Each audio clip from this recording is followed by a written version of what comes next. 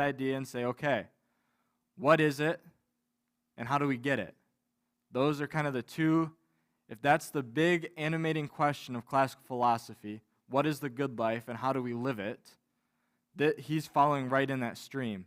And if we look back, we have a couple of different schools in classical thought that give their own answer to this question. What is the good life and how do we live it? And if we have the start, and I could have gotten a chart, but the charts are kind of confusing because classical philosophical schools are kind of insane. But we have basically three different schools. We have Socrates, who kind of starts this and asks this question, well, what is the good life? And then we have three answers that kind of come from him. We have the Platonists, and later the Neoplatonists, and they say, well, philosophy is the good life, and contemplation of those forms. We want to be separated from all this worldly stuff with like the body that's distracting us. We want to be thinking about the spiritual kind of form stuff, lots of form language, and Socrates will talk about, and Plato, well, Socrates through Plato, we'll talk about how, eventually we reach the point where really all, when we die and our souls separate from our bodies, we'll be doing that full time. We'll basically be full-time soul philosophers, contemplating those forms in a really unmediated way. And actually, Christian Platonists will pick up on this and take that. And then we have the Epicureans, and they get kind of a bad rap because in the simplest breakdown, the Epicureans say happiness equals pleasure. And most of the time when we talk about Epicureans, we think of them like hedonists. Like they're like, all pleasure goes, all pleasure is the same, we just want pleasure. But if you actually look at Epicurean texts, the Epicureans are they're kind of classy. So they say, yes, what we want is pleasure, and that's the highest good. But when they're talking about pleasure, literally what they're talking about is I'm going to sit with my friends and read good books. Like that is the highest form of Epicurean pleasure. It's not hedonism. So I had to, give a little bit of a defense of Epicureanism, at least in the fact that reading good literature is good and contributes to human happiness. That was my plug in there. And then you have the Peripatetics, or the Aristotelians. They're called, lots of times these groups are named for where either their founder or where they studied. So when we talk about the Stoics, they're named because they studied in the Stoa in Athens. The Peripatetics, that's the Greek word that means to wander around, because they would just kind of wander around and talk while they walked around Athens. But the Peripatetics, the followers of Aristotle, we have this idea of eudaimonia, or flourishing, and that it's a rational activity of the mind according to virtue, basically that our minds are going to grasp through reason what is the good thing to do, and then we're going to act on it. And so that is the tradition that Aquinas is dealing with the most. You have to remember that he is a Christian Aristotelian. And then you have the Stoics. They come later, and they say, kind of similarly to the Aristotelians, that virtue is the highest good. That to live virtuous lives is the highest good. But they will try to be even more hardcore than the Platonists and say nothing else matters. So a Platonist or an Aristotelian might say, well, virtue is the highest good, but things like having enough food to eat or having shelter, like those things contribute to our ability to live virtuous lives. If we're not constantly focused on meeting very basic human needs, if any of you know about Maslow's hierarchy of needs, that you have to meet the bottom ones like food and shelter before you can start doing other things. That's a very Aristotelian way of thinking about goods, and the Stoics are like, nope, don't need it, none of it. You can be living in Antarctica with no clothes and no food and no water, and you're still, as long as you're living a virtuous life, you're happy. You're having a good life. And actually, Christians will jump on this. The famous Roman Stoic, and if any of you follow my book reviews, there's a book review on a biography of this guy coming soon. But Cato the Younger was the great Stoic of Rome. And he lived during the very tumultuous transition from the Roman Republic to the Roman Empire. And when Julius Caesar wins and Pompey loses and the Republic's going to fall, what does Cato do? He kills himself. And St. Augustine, about 400 years later, will look at this and say, So was he really happy? Right? This is his challenge to this Stoic idea that happiness is found in virtue. Because he's like, as long as he was virtuous, then he had no reason to kill himself because he was still happy. It doesn't matter if Caesar was in charge. It doesn't matter if he lost. As long as he kept his virtue, he should have been happy. So why did he do it? And this is a really important argument that Augustine puts forward about 400 years later.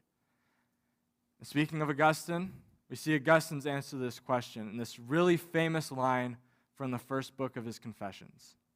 And he says, speaking to God, you have made us for yourself, and our hearts are restless until they find rest in you. And hearing Pastor Frank preach this morning, I was like, yes. We're getting a nice connect with my plans for today. Because Augustine says, ultimately, we're all restless, and we're looking to find things to find our rest in. And we've got all these false candidates for where that rest, that happiness, that flourishing comes from. And it's only in God that we can find ultimate satisfaction. All right.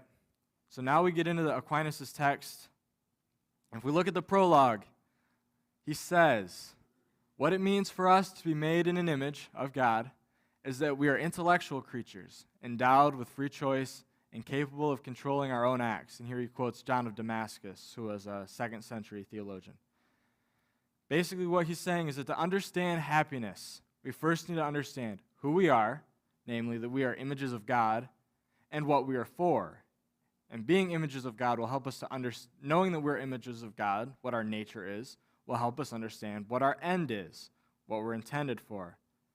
If we are intellectual creatures endowed with free choice and capable of controlling our own acts, that's our starting point, and we're going to move from there to look at what does happiness look like for rational creatures with free choice who are capable of controlling their own acts. Because this is one of the things that separates humans from all the other different created things. And we'll actually touch on this later on. But we are unique in that we can debate and think about our own end and choose how to get there. A tree doesn't think about its end and how to get there. It just does it. It's in its nature. It's built in. Or a cat. Or all other created things. They have their nature and it directs them towards their end, but there's not really much thought there. But we can think about our end, contemplate the end, understand the end, and direct ourselves towards it. And that's pretty remarkable sign of human uniqueness. All right, if we look at Article 1, Question 1, Article 1. The question is whether it belongs to man to act for an end. Now, if you looked at the reading, you'll see that Aquinas' structure is the same throughout every question. He asks the question, and then he answers it negatively. So if he would say, so the answer to this that he would give would be, well, it seems that it doesn't belong to man to act for an end. And he'll give a couple of reasons why. These are his objections. And then he'll say, well, actually, no, it's this. And he'll quote some authority.